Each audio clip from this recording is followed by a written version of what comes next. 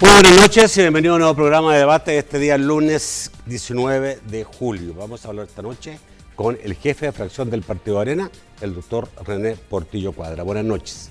Nacho, buenas noches. Muchas gracias por la invitación. Buenas noches al pueblo salvadoreño que siempre te sintoniza. Y tenemos muchos temas importantes. Quiero hablar, digamos, de las comisiones, lo que ha ocurrido con esta comparecencia a las comisiones de ONGs y las que ya están citadas en el caso de las comisiones sobre sobresueldo.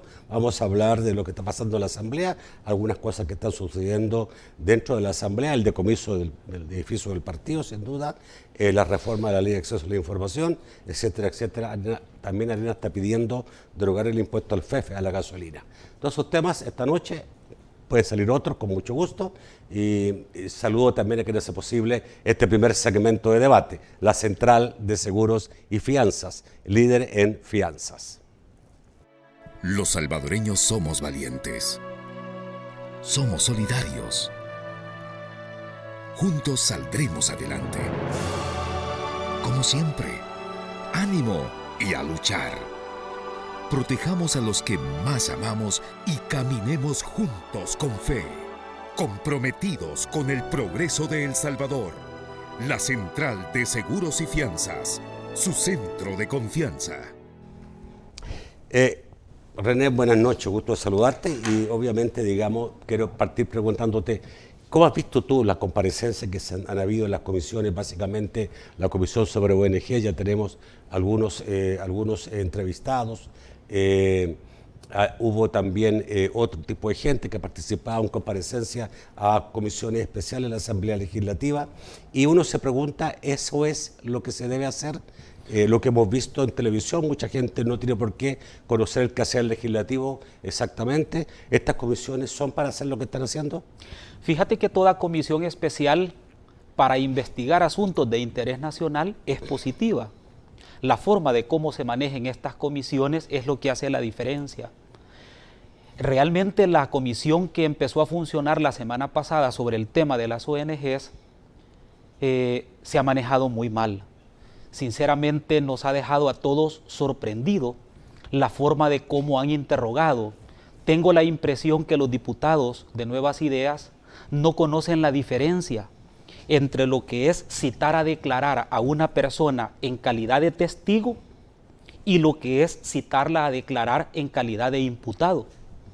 Las comisiones especiales se caracterizan porque la persona que es citada, en primer lugar, tiene la obligación de comparecer, pero no está obligada a contestar lo que ellos quieran. Eso te quería preguntar. Y por eso partamos de ahí, porque la exhibición que dieron la semana pasada en el caso de la exdiputada Lorena Peña y Milena Calderón de Escalón no fue un interrogatorio, fue realmente una especie de tortura psicológica que redundó en la nulidad de todo lo actuado ese día. Fíjate bien lo que te estoy diciendo, redundó en la nulidad de todo lo actuado ese día.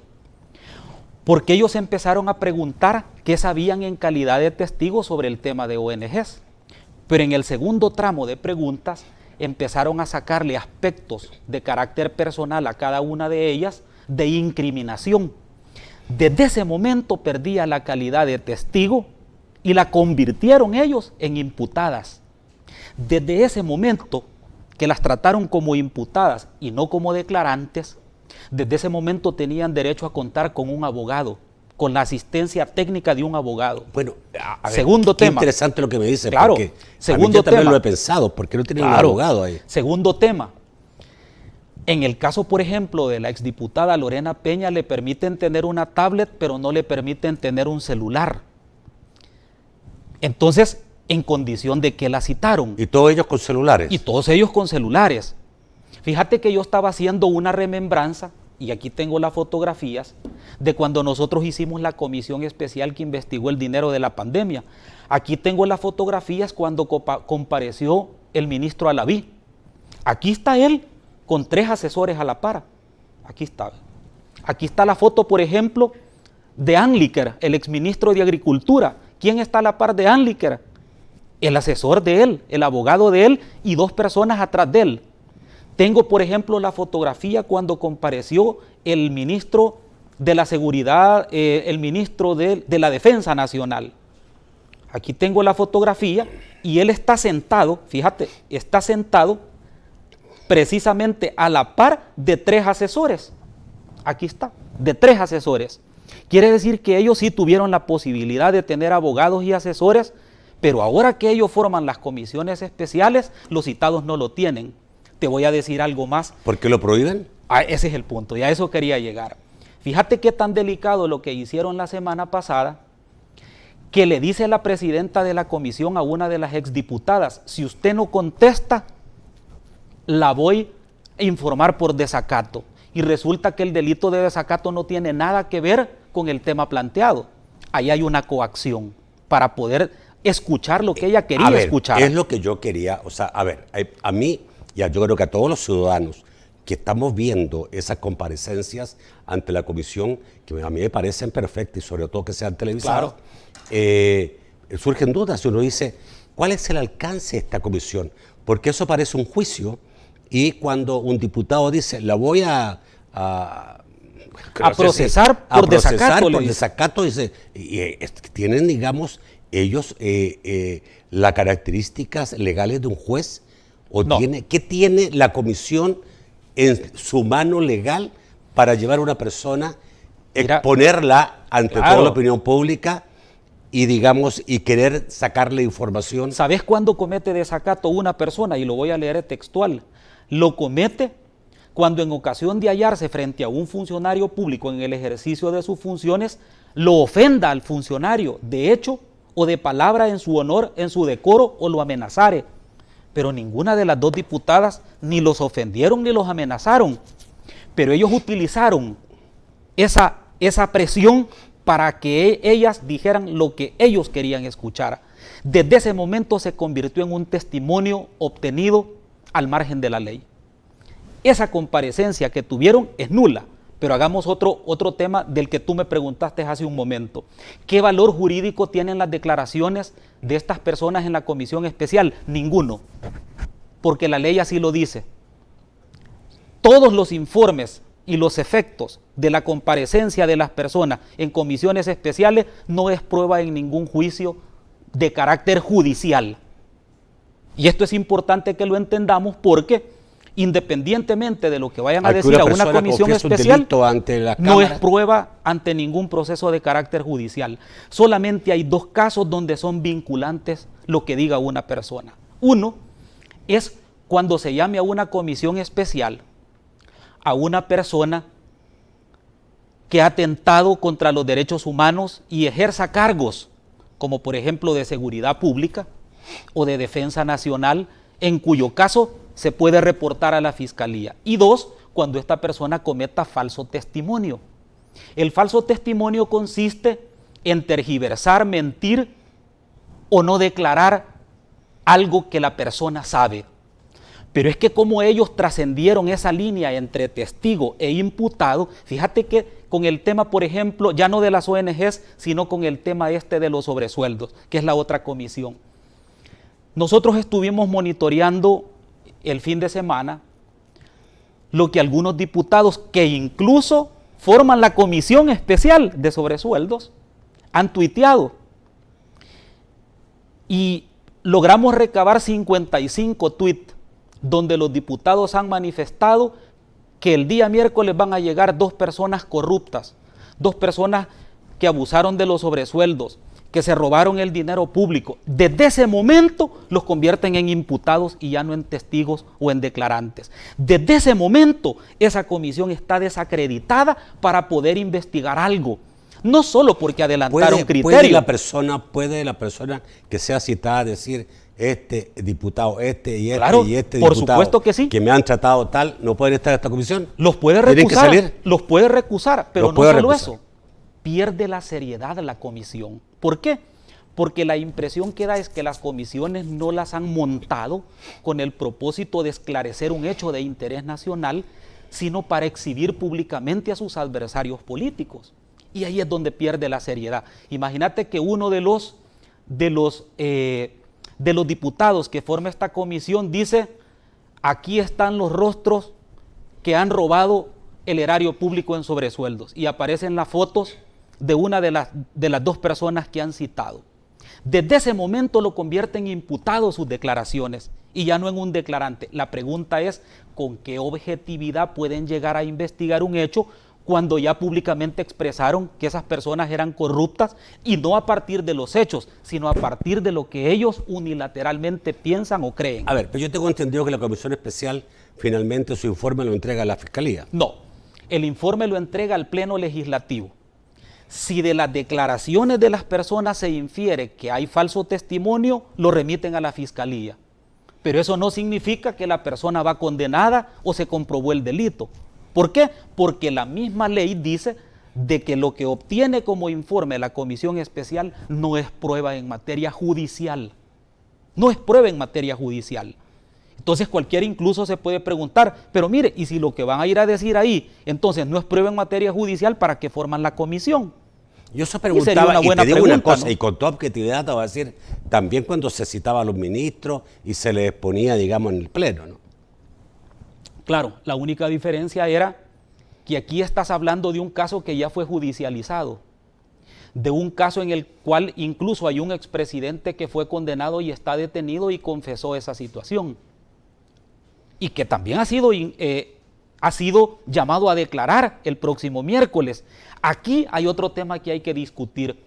Conversando con unos jueces, amigos míos, me decían, mira, a esa persona no lo pueden citar para ir a declarar eso. ¿Por qué? Porque a él lo estarían juzgando 2 veces por la misma causa y porque además de eso hay un artículo en la Constitución que dice ningún juez o autoridad puede abocarse a causas fenecidas. Fenecidas significan terminadas. El O sea, caso, en espérate. todo eso, ¿El caso sobresueldo está fenecido? la persona que supuestamente dijo que había entregado sobresueldo ya fue condenada y está pagando en cárcel ese delito. ¿Es un caso fenecido? Sí, señor, es un caso ya concluido con sentencia ejecutoriada. Y esto que te estoy diciendo... no los que recibieron. No, ahí es donde viene el tema, porque citan a esta persona y si lo citan, no lo citan en calidad de declarante, lo van a citar en calidad de imputado, porque ellos mismos dijeron de que era corrupto, que había pagado sobresueldo y esa persona ya está condenada por la vía judicial. Entonces me dicen estos amigos jueces, mira, eso es prohibido citarlo. ¿Por qué? Porque es una causa fenecida, es una condena, es una sentencia condenatoria ejecutoriada. Entonces hay una serie, Nacho, de irregularidades e inconstitucionalidades que a todos nos tiene sorprendidos, desde un diputado que le dice una expresión ofensiva a la exdiputada Lorena Peña, hasta situaciones en las cuales le dicen diga sí o no, en donde le dicen si usted no se calla la voy a procesar por desacato. Es decir, ¿desde cuándo un diputado tiene esas facultades? Y ellos saben que no la tienen, a no ser que lo ignoren. Pero me da la impresión que han desnaturalizado la verdadera intención de formar una comisión especial. Y por eso es que la gente está indignada y en redes sociales dice, mire, pero si van a investigar estos casos, investiguen también las plazas ad honorem, que es una forma de burlar la ley teniendo 2 plazas y teniendo 2 salarios y diciendo que por una no cobran. Eso también es irregular. Okay. Entonces la justicia no es unilateral, debe de ser pareja. Vamos al corte, ya volvemos. Bueno, está citado para pasado mañana el expresidente Alfredo Félix Cristiani. Sí. Y su secretario privado. Correcto. Y ojalá que sean tratados con dignidad, con decoro, como cualquier persona que sea citada a estas comisiones, y ojalá logren entender que realmente ellos ya lo victimizaron en redes sociales, sacaron fotografías de él, sacaron atribuyéndole actos de corrupción, atribuyéndole situaciones irregulares. ¿Pero qué hay sobre sobresueldos de la época del presidente Cristiani? ¿Hay algo? Pues sinceramente no lo sé, honestamente no lo sé, porque ese es otro de los temas que habría que analizar, y las comisiones especiales sirven para aportar prueba, de cargo o de descargo. Pues no, porque las pruebas siempre se presentan ante una autoridad judicial que es quien las evalúa. De cualquier manera, si eso hubiese sido en tiempo del presidente Cristiani, ya habría prescrito.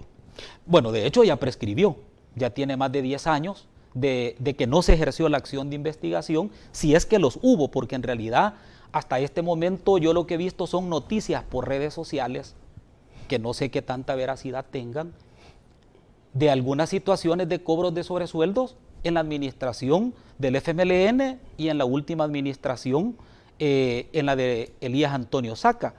Pero en el resto de administraciones ¿Y no el caso existe de Elías ninguna Antonio prueba. Saca también prescribió?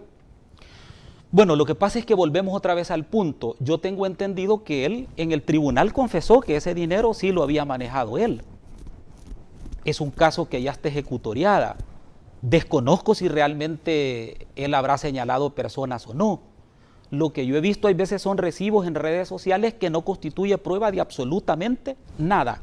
Así, absolutamente pero nada. aparentemente es una realidad. Los funcionarios recibían Es sobresueldo. posible. Y por Ok. eso es que creo, Nacho, que el tema de Ahora- las comisiones especiales ahora, es ¿dónde importante. está Perdón. Lo que no es importante o no es, digamos, permitido es la forma en que han manejado las comisiones, que las desnaturalizaron ellos mismos. A ver, yo creo que aquí estamos luchando contra una irrealidad. A ver, obviamente, ¿cuál es el sueldo de un ministro? $2.500 o $3.000 aproximadamente, no es más que eso. Yo no sé quién va a ser ministro por $2.500, a no ser que se elija un desempleado. Si elegí un desempleado, claro que va a estar feliz por trabajar por ese. Pero una persona, digamos, que tiene sueldo alto, no va a ir a trabajar por 2.000. Y yo tengo entendido que ese es el problema que había, lo hemos analizado varias veces este problema. Lo que pasa es que nadie tuvo la valentía, un gobierno, de decir voy a ajustar los sueldos porque eso le va a caer mal a la población. Sí, esa es una medida política económica. Yo me voy al tema jurídico. Antes del 2010, o en el 2010, se dictó una sentencia por la Sala de lo Constitucional donde declaraba inconstitucionales los gastos reservados.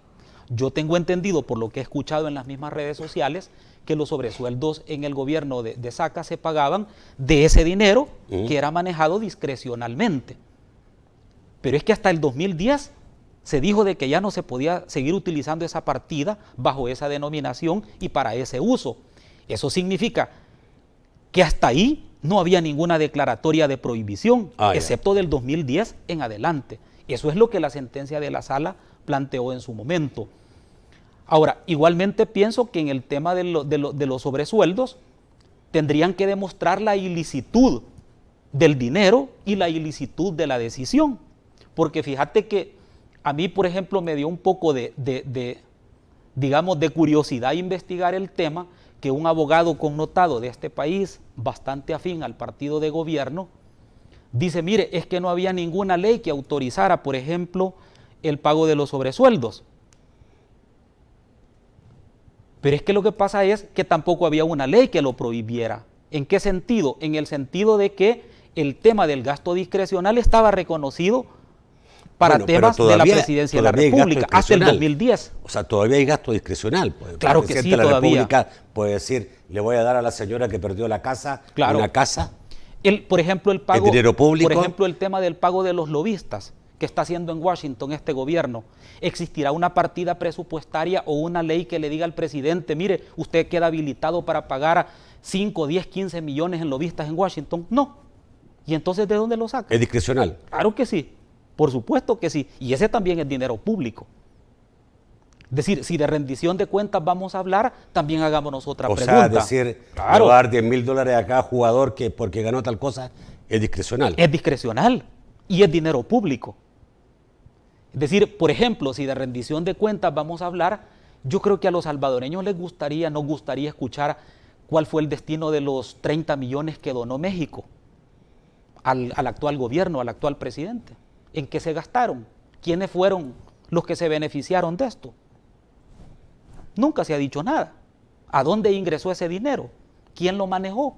No se sabe. Bueno, ok. ¿Tú crees que esto tiene una utilidad, digamos, finalmente, esto que está pasando? Hubiese tenido una utilidad histórica, práctica, jurídica y aleccionadora si no hubieran desnaturalizado las comisiones como lo han hecho. Es decir, la gente que va a ir a declarar el miércoles y los que vienen en el tema de sobresueldos, los mismos diputados que forman parte de la comisión, algunos de ellos ya dijeron de que son corruptos, que se robaron el dinero. Bueno, entonces, ¿para qué ven a investigar si ellos ya saben que son corruptos y que se lo robaron? Pero hechos que demuestren eso no hay.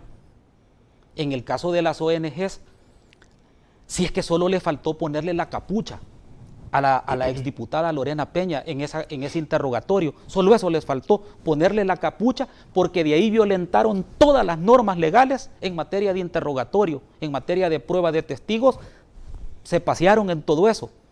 Cualquiera que haya visto ese interrogatorio afuera del país, en un país diferente, lo hubiera catalogado igual, como algo totalmente al margen de la ley.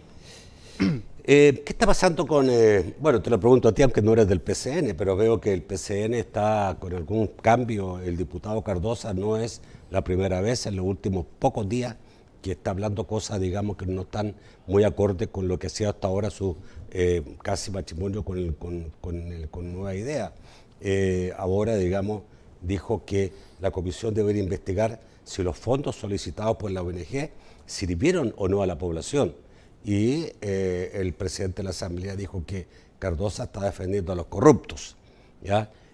¿Hay un quiebre ya con el PCN? ¿Se puede ver dentro de la Asamblea o no? Mira, yo soy malo para dar consejos, pero quizás el mejor consejo que yo le daría al diputado Cardosa es que haga un retiro, que él se vaya unos días a reflexionar hacia dónde se quiere ir, porque hay plenarias donde le echa segunda y vota junto con Nuevas Ideas como que fuera diputado de Nuevas Ideas. Es más, los de Nuevas Ideas lo ponen a hablar a él para decir lo malo de Arena y lo malo de los opositores, y les hace el mandado a ellos.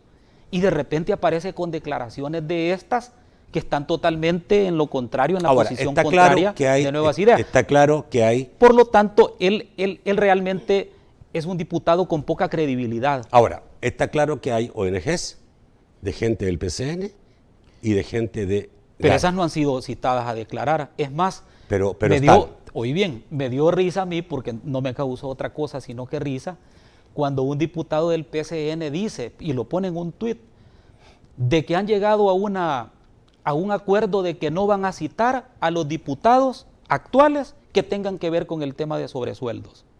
¿Por qué? Dios, hombre, esa es una burla. Es decir, por razones del fuero, dice. Perdóneme, pero el fuero no tiene nada que ver con citar o no citar a una persona. Sobre todo porque teóricamente hay hablando... Hay diputados que recibieron sobresueldos. Correcto, porque actuales. Teóricamente hablando pudieron haber diputados que recibían dinero de casa presidencial, como lo dicen alguna gente, para lograr gobernabilidad. Y entonces ellos van a quedar en la impunidad solamente porque les dan los votos a Nuevas Ideas en esta legislatura. Eso es lo que el salvadoreño no se traga. Y dicen, no, aquí nos están dando a tol con el dedo porque están queriendo investigar a los opositores políticos, pero no a los que les hacen los mandados a ellos, ni tampoco a algunos de ellos, porque hay algunos diputados jóvenes de Nuevas Ideas que también hicieron gobierno con el FMLN. Yo, por ejemplo, no lo conocía, no lo sabía, pero ahí hay un joven diputado de Nuevas Ideas que fue la mano derecha de Sigfrido Reyes. Fue la mano derecha de Sigfrido Reyes, una persona que es prófugo de la ley. Entonces, no sé, es decir, hay como sentimientos encontrados en la población de Nuevas Ideas que dicen, mire, yo voté por ellos, pero no voté por esto, pues, para que hicieran esto. Entonces, habría que también auscultar e investigar un poco más en este tema. Ok, creo que tengo que ir al corte, ¿no? Bueno, yo mejor ir al corte porque quiero, después del corte, que hablemos del decomiso del partido, ¿no?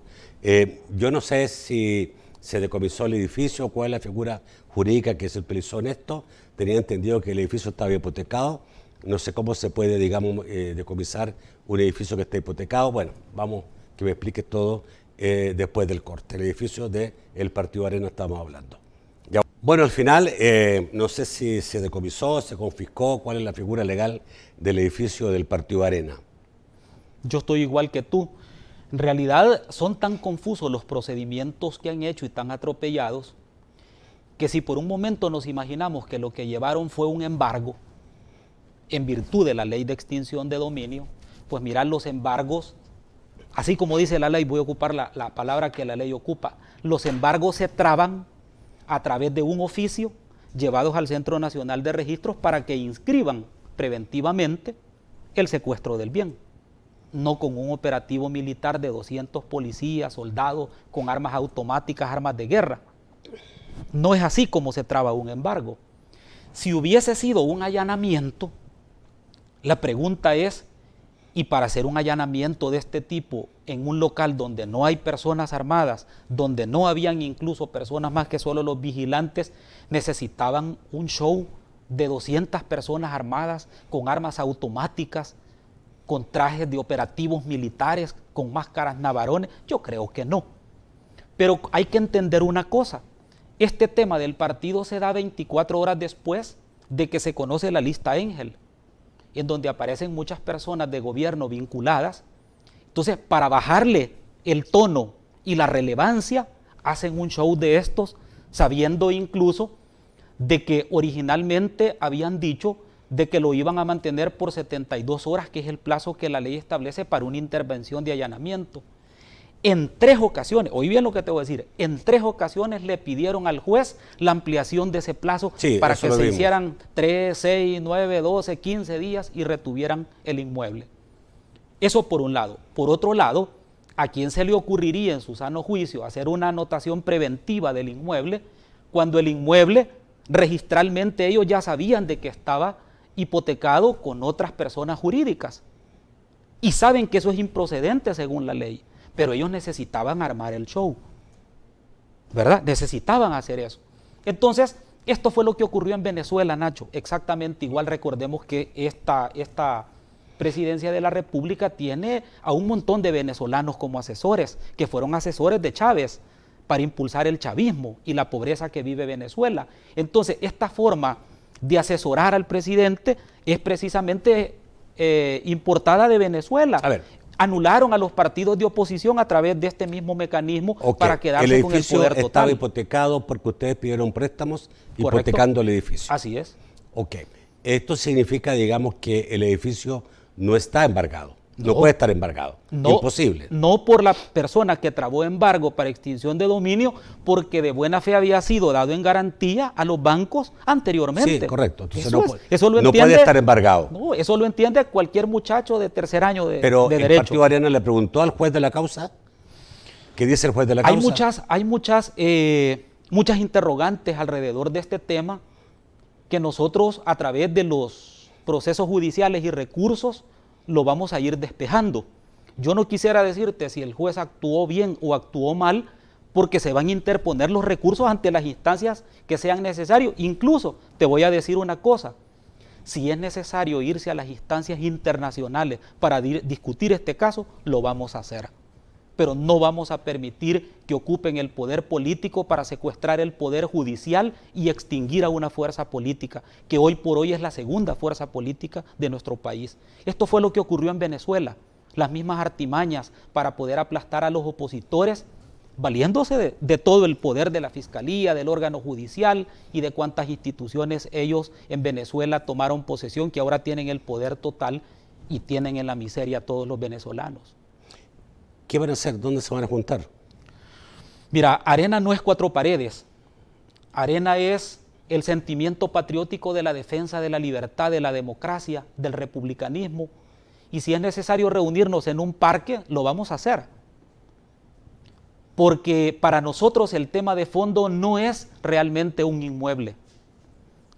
Para muchos significará pero es necesario para muchos significará una estatua y hacerla tapaderas, porque hasta ahí llega el alcance de su visión política. Para nosotros el tema del partido no es la infraestructura. Arena no lo conforma una pared o 4, Arena lo conforma cada uno de los nacionalistas que defendemos la patria, sobre todo en este momento. De tal manera que para nosotros el tema de donde nos reunimos, vamos a partir como empezamos. René, ustedes están pidiendo que se derogue el impuesto del FEFE a la gasolina. ¿Es posible? Claro que sí es posible. Mira, el FEFE generalmente ronda entre 16 y 20 centavos por galón. Nació como un impuesto de guerra para poder financiar en los 80 la guerra civil que El Salvador vivió. Pero cuando se firma la paz desde el 92 en adelante, prácticamente ese impuesto ya no tiene razón de ser. Pero se sigue cobrando con otros conceptos. Pero se sigue cobrando, tengo entendido, para pagar el subsidio al transporte. A eso voy. Primero se utilizó para pagar el subsidio al transporte, después se utilizó para pagar el subsidio al gas y posteriormente se ocupó para pagar subsidio a los veteranos, que dicho sea de paso, Eso fue lo que dijeron y nunca les pagaron a los veteranos, por eso están protestando a nivel nacional. Entonces, al final, ahora lo que entra es a las arcas generales del Estado, pero nadie sabe porque el impuesto tiene la característica de que no solamente es recolectado con un fin específico, sino que el financiamiento que de ahí se recibe va directamente a subsidiar la razón por la cual nace ese impuesto. Eso no está ocurriendo en este momento. De tal manera que si el gobierno, digamos, hiciera un poco de número, se daría cuenta que el encarecimiento de la canasta básica tiene que ver fundamentalmente porque se han ido y se han elevado los combustibles, el precio de los combustibles. Si a los camiones de carga que van a la tiendona a comprar tomates, legumbres, frutas, los llevan para Oriente o para Occidente, el flete de esa fruta vale mucho más que hace 4 o 5 meses y al final ese recargo lo termina pagando el que compra los tomates y las cebollas. Entonces, si es necesario minimizar el impacto del precio de los combustibles temporalmente, hay que hacerlo, pero lo que no podemos es quedarnos sentados de brazos porque al final esto siempre golpea a la gente. El aumento al salario mínimo no es una forma de bajar, digamos, la presión inflacionaria o, perdón, el efecto del alza de precios. El tema del salario mínimo es bueno cuando tenés instituciones que hacen su trabajo bien, como la Defensoría del Consumidor, pero que no lo está haciendo en este momento. Por lo tanto, los precios en los mercados y supermercados se han elevado porque no hay nadie quien esté vigilando que no se acaparen ni se suban los precios. Por otro lado, el salario mínimo se le otorga a 545,000 personas, pero el que gana $2 o $3 más del salario mínimo ya no le van a dar absolutamente nada. Entonces, sin embargo, va a seguir comprando, aunque no le suban el salario mínimo va a seguir comprando más cara la canasta básica. Entonces, esto tiene que ver no solo con una medida, tiene que ver con varias medidas. Leí una noticia ahora que con el tema de la pandemia, lo que más se ha achicado en la economía de los países es la clase media, porque al final la clase media termina pagando más impuestos y es la que menos recibe.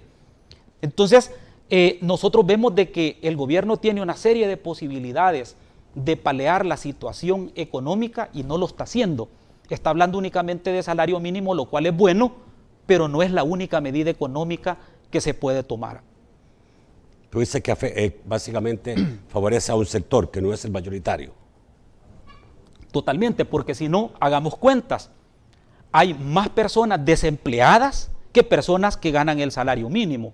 Hay más personas que pueden ganar arriba del salario mínimo que no se van a ver favorecidas, pero que están comprando la canasta básica más cara.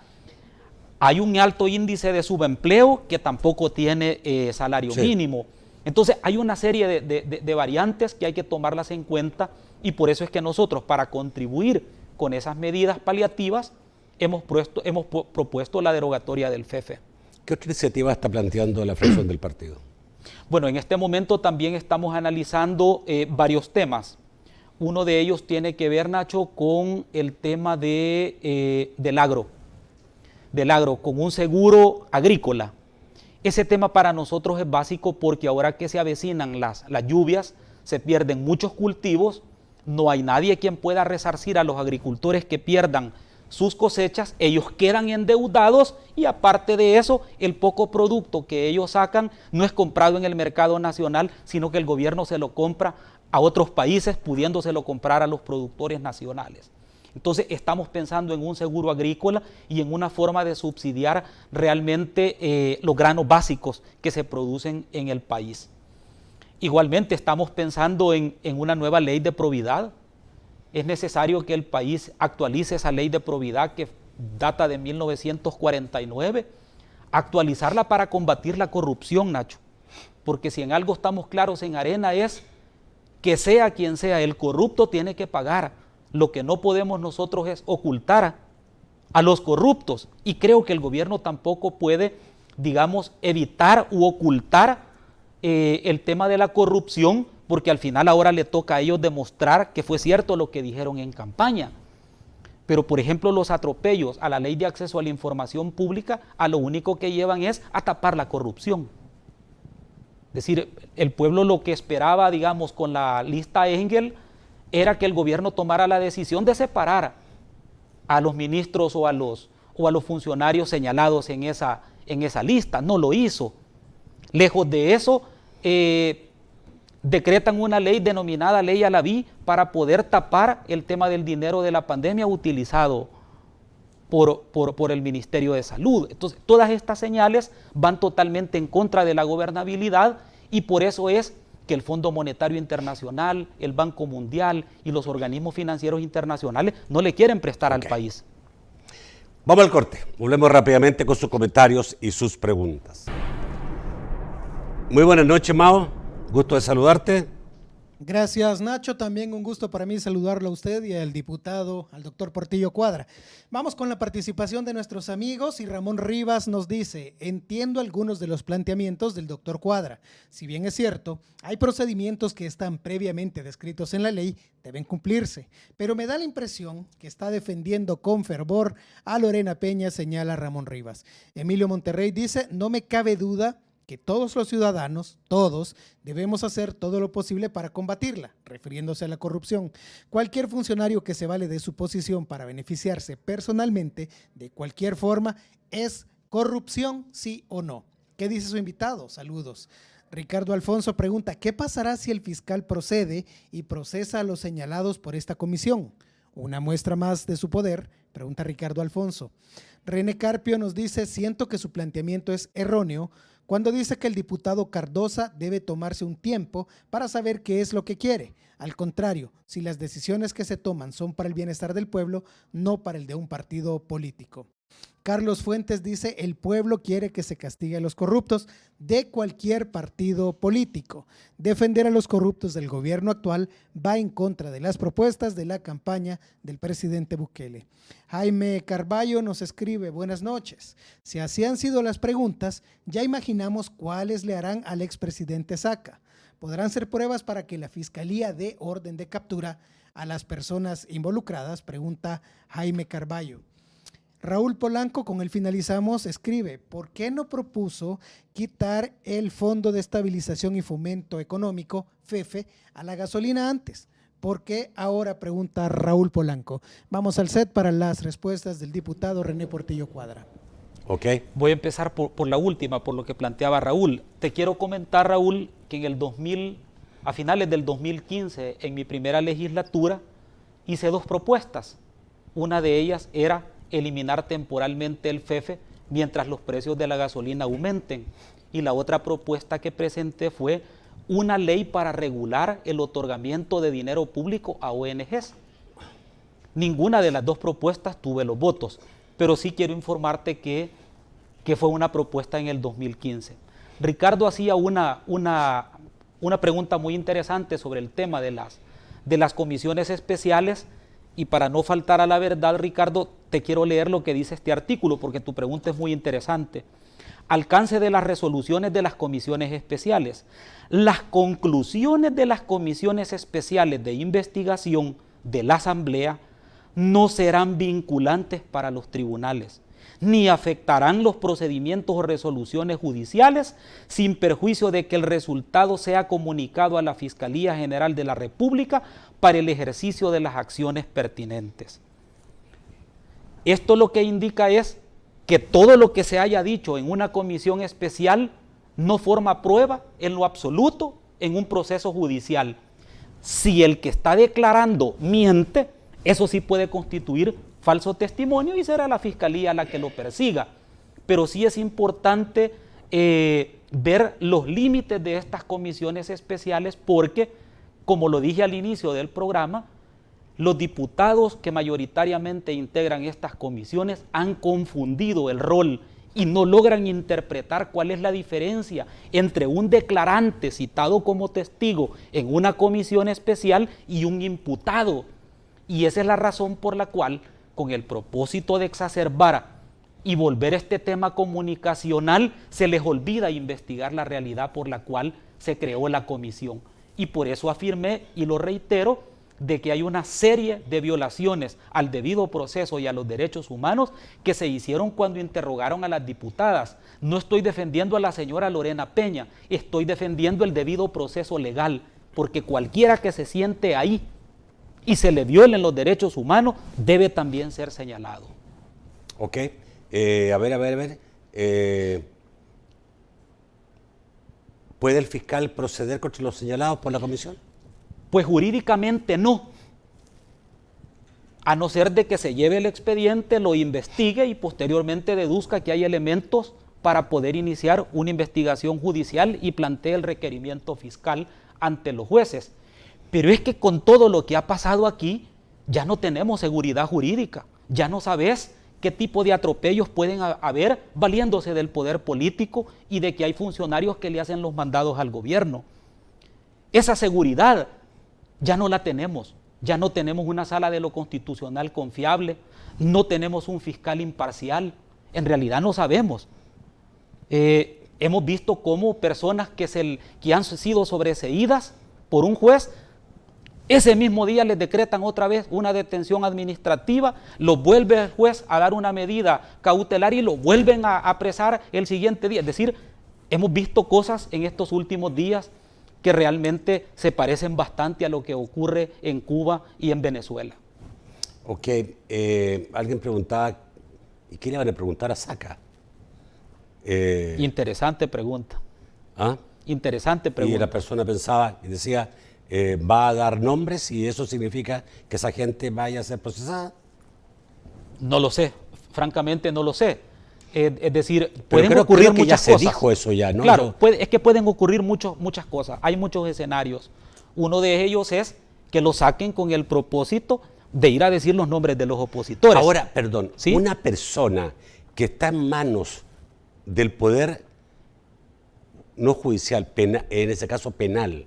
Sí, pero siempre forma parte, digamos, del poder judicial. ¿Qué credibilidad tiene una persona si esa persona la van a tratar mejor o peor dentro de una cárcel de acuerdo a lo que diga? Porque está en manos del Ejecutivo. Ese es precisamente... No está en manos del Poder Judicial. Está en manos del Ejecutivo. Entonces, pero esa es precisamente la pregunta que todos los salvadoreños nos hacemos. ¿Para qué llevan esa persona? ¿Le van a mejorar las condiciones de estadía en un penal a cambio de que diga o incrimine a alguien? No lo sabemos. Pudiera ser de que se abstenga a declarar, pudiera ser de que cite hasta nombre, pudiera ser que repita la misma declaración que dijo en el juzgado, no lo sabemos. Lo que sí es cierto es que para lograr hacer el show, pues lo han citado a declarar.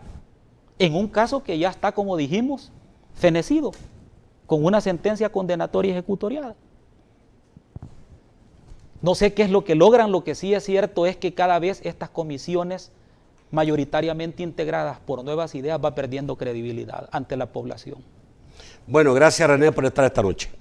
Muchas gracias, Nacho. Solo me despido medio segundo citándote un poema muy importante que dice que cuando invadieron a los nazis fueron a traer a los cristianos. Y muchos de los cristianos y muchos de la población dijeron que se lo lleven porque yo no soy cristiano. Después fueron por los sindicalistas y dijeron pues que se lo lleven porque yo no soy sindicalista.